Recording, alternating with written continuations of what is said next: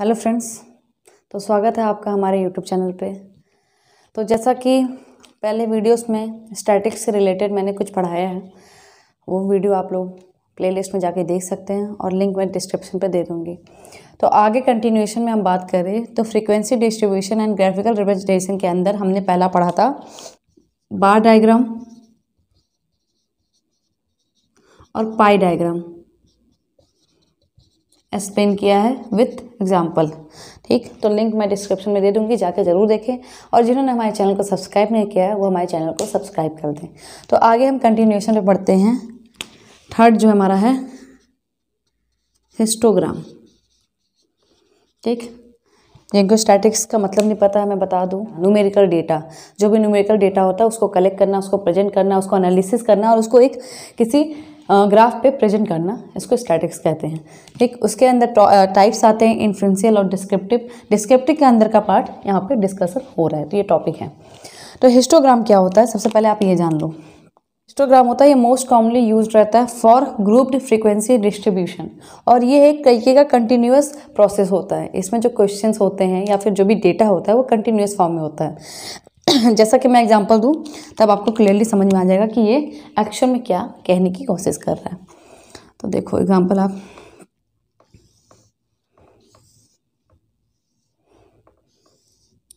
यहाँ मैं बात करूं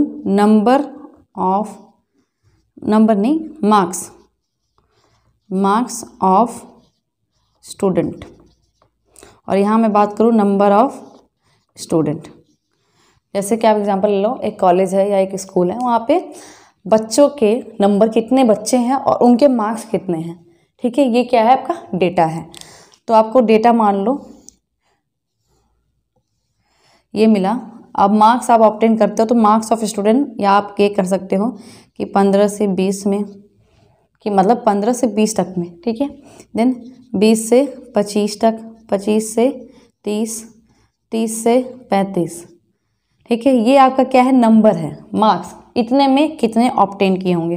तो 15 से 20 तक मान लो आप 6 बच्चे हैं, 20 से 25 तक 7 बच्चे हैं, 25 से 30 तक 9 बच्चे हैं, 30 से 35 तक 10 बच्चे हैं। तो ये आपका क्या हो गया, एक डेटा हो गया। ठीक है, marks of students and number of students, ये क्या आपके पास डेटा है। अब आप इसको रिप्रेजेंट करोगे, क्योंकि आपका टॉपिक है frequency distribution and graphical representation.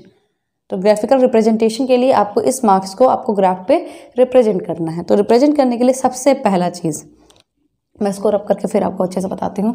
Number of students की बात करें तो 6 बच्चों ने इनके बीच में नंबर लाए हैं, 7 बच्चों ने इतने बीच में नंबर, 9 बच्चों ने इन बीच में नंबर। तो ये आपका डेटा है। ठीक, अब ग्राफ में रिप्रेजेंट करना तो आप पहले लाइन्स बनाओगे, हॉरिजॉन्टल और वर्टिकल लाइन। उसके बाद आप लिखोगे एक्स एंड वाई। आपने एक्स एंड वाई लिख लिया। अब आपको यहाँ पे नंबरिंग करनी है। ठीक है, मैंने यहाँ पे बताया था कि यहाँ पे आप एग्जाम कर लो कि 0 है, तो 0 से ऊपर हम यहाँ पे आप नंबरिंग करेंगे। तो नंबरिंग कैसे करेंगे, आपको यहाँ देखना है। आप यहाँ पे अगर प्रेजेंट कर रहे हो तो यहाँ पे 6 10 तक है, हाईएस्ट 10 है, स्मॉलेस्ट 6 है। तो अगर आप 4 2 4 6 ऐसे करोगे तो भी आपका सही रहेगा। ओके, 10 12 14 16। तो हमने ये 2 के मेजरमेंट से, मीटर से। ठीक है, अब यहाँ पे आपको क्या करना है, ये ऊपर वाला लिखना है जिसमें क्या है 15 20, और ये जो इंटरवल होगा वो सेम रहेगा। ये चीज़ आपको कंफर्म होनी चाहिए कि जो भी आप इंटरवल बना रहे हो वो सेम रहेगा, वो कम या ज़्यादा नहीं होगा। ठीक, अब इसमें 5 का इंटरवल है, 15 20 25 30 35 40 45। तो ये जो इंटरवल है वो 5 का इंटरवल है। अब आप यहाँ पे लिख सकते हो ये क्या है, मार्क्स ऑफ स्टूडेंट, और यहाँ क्या है तो नंबर ऑफ स्टूडेंट्स। ठीक है, इसको आप ऐसे लिख सकते हो, नंबर ऑफ स्टूडेंट्स। तो इस तरह कि हाँ ये मार्क्स है, ये इस साइड नंबर है। अब हम ग्राफ बनाने की बात करें तो आप सबसे पहला देखो क्या है, यहाँ पहले ये देखो 15 से 20 कितने स्टूडेंट हैं, 6। कितने हैं, 6। ठीक है, तो अब ये बताओ आप, यहाँ 15 और 20 है। ओके, तो 6 कहाँ है आपका, यहाँ है। ठीक है। अब मैं बात आपको क्लियर कर दूं कि कभी भी आप लोग स्टैटिक्स का डायग्राम या ग्राफ रिप्रेजेंट करो, जैसे पाई हो गया, बार हो गया, स्केल यूज़ करना। ठीक, यहाँ मैं आपको समझाने के लिए बोर्ड पे स्केल नहीं यूज़ कर रही हूँ, बट आप ऐसे वहाँ पे नहीं बनाओगे। पेपर में या एग्जाम में जब भी क्वेश्चन पूछा जाता है तो वहाँ पे आपको स्केल का यूज़ करना है, पाई के लिए प्रोटेक्टर का यूज़ करना है। ओके, तो यहाँ पे 6 स्टूडेंट्स हैं, तो हम 6 स्टूडेंट के लिए क्या करेंगे, ये हमारा लाइन, ठीक है, क्लियर हुआ। देखिए 15 से 20, यहाँ 15 से 20, यहाँ 15 से 20, कितने हैं 6, तो 2 4 6, 6 के सामने 15 20, ये आपका पहला बन गया। अब आता है दूसरा, क्या है 20 से 25, तो 20 यही है, 25 यहाँ है, ठीक, ये कंटिन्यूशन फॉर्म में है। 20 से 25 कितने हैं 7, तो 6 के और 8 के बीच में 7 होगा, क्योंकि आपने 2 के मेजरमेंट से किया है। इंटरवल क्या है आपका 2, तो यहाँ पे आप 6 और 8 के बीच में बनाओगे। ठीक, कितना बनाओगे, तो 20 तो आपका ऑलरेडी लाइन बना हुआ है, 25 से आपको उठाना है, तो आप क्या करोगे, ठीक है, ये बन गया, कितना बन गया ये 20 से 25, ये 7। फिर हम बात करते हैं 25 से 30, 9, तो 9 कहाँ रहेगा आपका 8 और 9 के बीच में, तो ये आप मेजरमेंट कर लो। ठीक है, यहाँ पे क्या है ये, ठीक, ये हो गया आपका 9। फिर आता है 10, तो 10 आपका यहाँ आएगा, ठीक है, 35 10।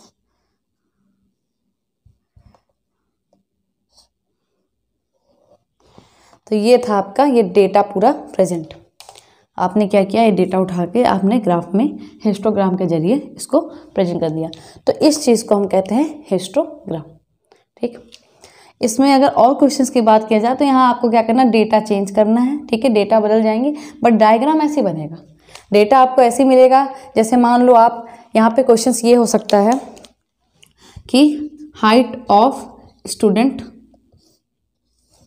ठीक है, मैं एक क्वेश्चन बता रही हूँ ऐसे ही रफली, जैसे मान लो हाइट कितनी होती है नॉर्मली 150 अबव, ठीक है, तो 150 to 155 ये हाइट हो सकती है, 155 to 160, क्योंकि एक क्लास में एक ही हाइट के बच्चे नहीं होते, हम जेंडर नहीं पूछ रहे मेल फीमेल, हम उनकी हाइट देख रहे हैं। और भी देख सकते हैं 160 to 165, ऐसे करके और भी 165 to 170 जा सकता है। अब इसी में हम बात करेंगे नंबर ऑफ स्टूडेंट्स, मतलब कि 150 से 155 के बीच में कितने बच्चे हैं, तो मान लो आपके क्लास में 10 बच्चे हैं, यहाँ 15 हैं, यहाँ 4 ही हैं, तो ये चीज़ यहाँ पे आपको रिप्रेजेंट करनी है कि यहाँ यही जो ये ऊपर वाली लाइन है आप यहाँ लिखोगे, और ये नंबर ऑफ स्टूडेंट्स है आप यहाँ लिखोगे, तो ये आपका हिस्टोग्राम बन जाएगा। ठीक, आई होप इतना आप लोग को क्लियर हो गया होगा। अब हम नेक्स्ट टॉपिक पे बढ़ते हैं। अब हम नेक्स्ट टॉपिक डिस्कस करेंगे फ्रीक्वेंसी पॉलीगन। जैसा हिस्टोग्राम आपने पढ़ा है सेम वो चीज़ आपको माइंड में रखनी है। ठीक है, सेम वो चीज़। अब देखो आप क्या लिखा है, it is curve obtain by joining the middle top point of the rectangles in histogram by straight line. ठीक है, हिस्टोग्राम में जो रेक्टेंगल्स बने थे, जो हिस्टोग्राम में हॉरिजॉन्टल वाला पार्ट, ठीक, ये बना था, तो एज्यूम कर सकते हो कि ये जो है हिस्टोग्राम का एक्स पॉइंट है। ठीक है, तो हिस्टोग्राम में जैसा क्वेश्चन था सेम वही क्वेश्चन आप अपने माइंड में रखो, सेम वही क्वेश्चन, कुछ नहीं चेंजेस करने हैं। It is curve. ठीक, सबसे पहला क्या, कर्व। कर्व जो होगा वो या तो ऐसे होगा या तो ऐसे ही होगा, ये जो चीज़ें होगा ये कर्व हो जाएंगे। ठीक, फिर है obtain by joining the middle top point. Joining मतलब जोड़ना है, किसको, मिडिल टॉप पॉइंट। मिडिल क्या होगा, इस रेक्टेंगल का। अब मान लो यहाँ पे क्या लिखा है, रेक्टेंगल्स, तो रेक्टेंगल्स आपके लिए ये है, इसका मिडिल और टॉप पॉइंट कौन सा है, तो ये है ना, इसका मिडिल और टॉप पॉइंट कौन सा है, तो आप मिडिल की बात करो तो बीचों बीच, और सबसे ऊपर टॉप पॉइंट ये है, तो इसको ज्वाइन करना है। ठीक है, पहले आप क्या करोगे, सारे के मिडिल पॉइंट को मार्क करोगे। मार्क करने के बाद आपको ये पता चल जाएगा कि ये सारी चीज़ें, इसको क्या करना है, आपको ज्वाइन करना है। और ज्वाइन कैसे करना है, तो आप ये एज्यूम कर लो कि ये जो है ये y है, ये y और ये x। ठीक, यहाँ पे जैसे पिछला वीडियो में आपने देखा था 20 25 30 35 40 ऐसे करके क्वेश्चन था ना पिछले, बार में। तो यही क्वेश्चन आप मान लो सेम वही क्वेश्चन है, ठीक है, मैं फिर से नहीं बना रही, वही सेम क्वेश्चन है, बस आपने क्या किया, मार्क कर लिया। मार्क करने के बाद आपको क्या करना है, joining the middle top point of middle, ठीक है, रेक्टेंगल्स के। तो हम इन दोनों के बीच में से ये लाइन उठाएंगे, आपको क्या करना है, ज्वाइन करना है। ये कर्व है तो आप ज्वाइन करोगे मिडिल, सारे मिडिल। अब देखो यहाँ पे आपको नीचे आ रहा है, फिर यहाँ पे ऊपर जा रहा है, ऊपर जा रहा है, फिर ये यहाँ। तो ये क्या हो रहा है, कर्व बन रहा है, ठीक है। तो ये चीज़ आपको करनी है फ्रीक्वेंसी पॉलीगन में। हिस्टोग्राम वाला ही क्वेश्चन है। हिस्टोग्राम में सबसे पहले क्या करोगे, आप डेटा को यहाँ प्रेजेंट करोगे, ठीक। आपने जो क्वेश्चन देखा है उस क्वेश्चन को आपने यहाँ प्रेजेंट किया, 15, 20, 25 कितने नंबर ऑफ स्टूडेंट्स ने प्रेजेंट कर लिया। उसके बाद क्या करना है, जितने भी हिस्टोग्राम के रेक्टेंगल्स है उसके मिडिल पॉइंट पे आपको मार्क करना है, फिर आपको क्या करना है, उस सारे पॉइंट्स को ज्वाइन करना है। तो ये आपका हो जाएगा फ्रीक्वेंसी पॉलीगन। क्लियर है, ठीक। करिए, कमेंट करोगे आप, मुझे समझ में आएगा कि आप लोग को नहीं समझ में आया, मैं उस पर फिर एक अलग से वीडियो बना दूँगी उस पर्टिकुलर टॉपिक पे। तो अब हम बात करेंगे क्यूमुलेटिव फ्रीक्वेंसी कर्व। तो जो भी नर्सिंग स्टूडेंट्स हैं उनके लिए मैं बता दूँ, ये एक इम्पॉर्टेंट टॉपिक है, ठीक। और क्यूमुलेटिव फ्रीक्वेंसी आपको पता होना चाहिए कैसे निकालते हैं, क्योंकि जब आगे हम टॉपिक पढ़ेंगे मीन, मीडियन, मोड और स्टैंडर्ड डेविएशन, तो उन सब चीज़ों में आपको क्यूमुलेटिव फ्रीक्वेंसी की जरूरत पड़ेगी, ठीक। तो क्यूमुलेटिव फ्रीक्वेंसी निकालने का मैं आपको पहले क्वेश्चन देती हूँ, उसी में आप समझ जाओगे। Marks of students and number of students, ठीक। तो उसमें डेटा क्या है, 15 से 20, 20 से 25 से लेकर 40 से 45 तक है, और 7, 9, 13, 15, 12, 6। तो आप तो कहोगे सेम क्वेश्चन है, इसमें क्या करना है, वही प्रेजेंट करना है। नहीं, वैसा नहीं करना है। क्यूमुलेटिव फ्रीक्वेंसी मतलब क्या होता है कि हम इस फ्रीक्वेंसी का क्यूमुलेटिव फ्रीक्वेंसी निकालेंगे, ठीक है। तो कैसे निकालेंगे, क्यूमुलेटिव फ्रीक्वेंसी कैसे निकाली जाती है, तो ये आप पहले जान लो। क्यूमुलेटिव फ्रीक्वेंसी ऐसे निकलती है। पहला जो है वर्ड आप मतलब इसमें ऐड करते हैं, जो भी आगे का कंटिन्यूस प्रोसेस आता है उसको हम ऐड करके लिखते हैं। जैसे कि 7, ठीक। तो यहाँ पे 7 है, बट अब क्या है, 7 में हम 9 प्लस करेंगे, 7 में हम 9 प्लस करेंगे तो कितना होगा, 16, ठीक है। 7 में हम 9 प्लस करेंगे तो क्या होगा, 16। फिर क्या है, 16 में आपको क्या प्लस करना है, 13। इसमें कंटिन्यूस प्रोसेस यही है कि पहले 7, ठीक, 7 में आप 7 ही ऐड, एक ही है क्योंकि इसके आगे आपको कुछ नहीं जोड़ना। बट 7 के बाद आपको क्या करना है, 9 जोड़ना है। फिर 9 के बाद आपको जैसे ये दोनों का जो प्लस है वो 16 आया, तो 16 में आप 13 प्लस करोगे, फिर जो आएगा वो 15 प्लस करोगे, फिर 12। चाहे आप ऐसे कर लो, चाहे आप ऐसे भी कर सकते हो। 7 लिखा, 7, 9, 16, फिर 7, 9 प्लस 13 जो आएगा, फिर 7, 9, 13, 15 आएगा। तो ये क्या होता है, लंबा प्रोसेस होता है। तो हम नॉर्मली ऐसे ऐड कर सकते हैं। 7 लिखा, 7 प्लस 9 16, 16 प्लस 13 29, ओके। 29 प्लस 15 तो 9, 5 हो गया आपका 14, फिर 2, 3 कैरी 1 44, ठीक है। देन 12 ऐड करोगे तो 4, 2, 6 एंड 4, 5 4 एंड 56, फिर 6 प्लस कर दो तो 56 में, तो आपका हो जाएगा 62। इसके बाद हमको अब प्रेजेंट करना है किस पे, ग्राफ पे, ठीक। तो जब इस पर प्रेजेंट करना तो हमें 2 पॉइंट याद रखना है, एक ये लाइन, एक ये लाइन। हम ये वाली चीज़ को अभी इग्नोर कर देते हैं, जो ब्लू वन से लिखा मैंने वो इग्नोर करो, क्योंकि आपने उस फ्रीक्वेंसी का क्यूमुलेटिव फ्रीक्वेंसी निकाल के ऑलरेडी यहाँ पे रख दिया है। तो आपको ये डेटा और ये डेटा यानी कि नंबर ऑफ स्टूडेंट्स और ये डेटा आपको इस पर क्या करना है, रिप्रेजेंट करना है। यहाँ पर आप लिखोगे 15 से 20, 20 से 25, 25 से 30, 30 से 35, 35 से 40। ये जो भी इंटरवल होगा आपका ये सही होना चाहिए। बहुत बच्चे क्या करते हैं, यहीं पे मिस्टेक कर जाते हैं, ठीक है। उसकी वजह से क्या होता है, ग्राफ ही पूरा गलत बनता है। देन हम स्टूडेंट की बात करें तो यहाँ पे है 62 तक।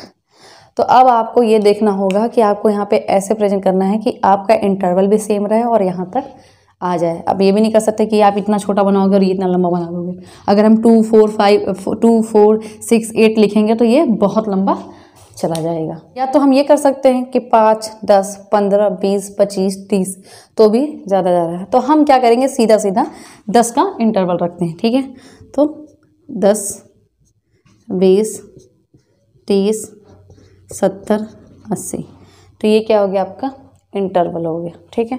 हमने यहाँ इंटरवल बना दिया, यहाँ पे सेम इंटरवल रख दिया। अब यहाँ पे एक चीज़ बता दो, जैसे हिस्टोग्राम में आपने बार पढ़ा, ठीक है, पॉलीगन में भी बार बनाने के बाद आपने कर्व बनाया। इसमें क्या सिर्फ कर्व बनाना है, तो हम क्या करेंगे, सिर्फ मार्क करेंगे। अब मार्क कैसे करेंगे, आप ये देखो कैसे कि 15, 20 ठीक है। 15 से 20 वाले कितने हैं? 7 है ना। तो हम क्या करेंगे, यहाँ से 15 20 और 10 के बीचों बीच, मतलब 10 के नीचे ही रहेगा 7, ठीक। अब इसमें जो होंगे वो 10 पॉइंट होंगे, ये सबको आपको पता है कि इसमें 10 पॉइंट होंगे, ठीक। इंटरवल कितना है? 10 है, तो 10 के पॉइंट होंगे। तो आप 1 2 3 4 5 6 7 एज्यूम करके, ठीक, या फिर स्केल से मेजर करके आप यहाँ पे मार्क कर सकते हो। तो मैंने ये मार्क कर दिया। 15 से 20 7। फिर है 20 to 25। 20 to 25 कितने हैं? 16, ठीक है। हम लोग क्या एज्यूम करना है? ये तो 16, तो 20 से और 10 के बीच में क्या होगा? 16। तो हम 16 यहाँ पे मार्क कर दे रहे हैं, ठीक। Then 25 to 30। 25 to 30 क्या देखना हमें? 29 मतलब 30 के जस्ट बिलो होगा, ठीक है। तो हम यहाँ पे मार्क कर देंगे, ओके। देन क्या देखना है हमें? आपने क्या बना लिया? 15 20 25 to 30 बना लिया, ठीक, ये बना लिया। अब हमें ये देखना है जिसकी वैल्यू क्या है? 44। 30 to 35 वालों की वैल्यू कितनी है? 44, ठीक है। तो 30 to 35 की वैल्यू हम देखेंगे यहाँ 44, जो कि यहाँ होगा। आपका है 35 से 40 56।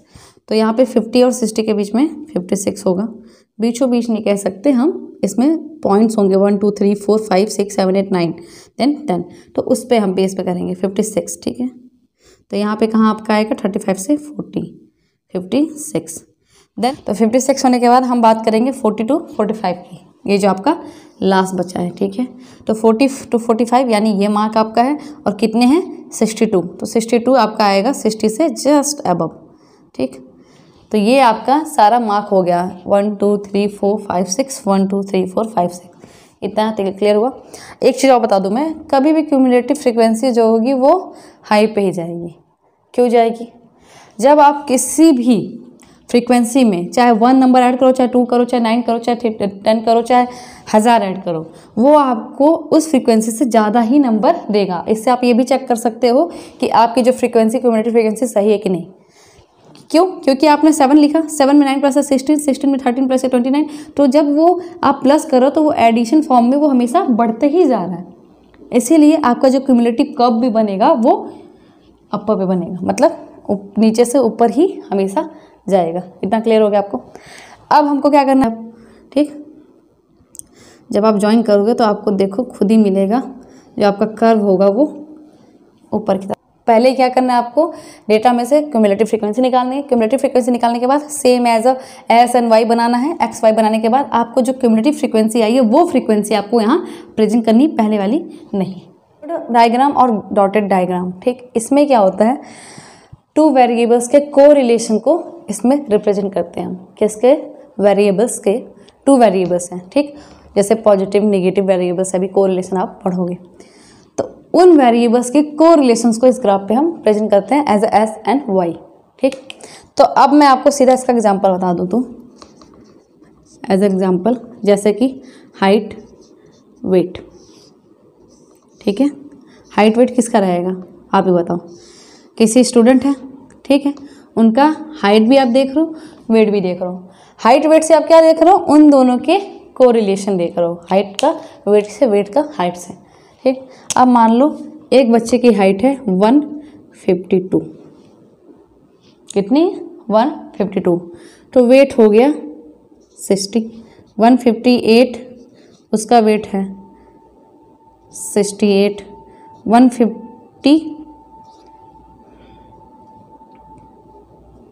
160 हाइट है, ठीक, वेट है 70। तो ये मान लो आपका एक क्वेश्चन है।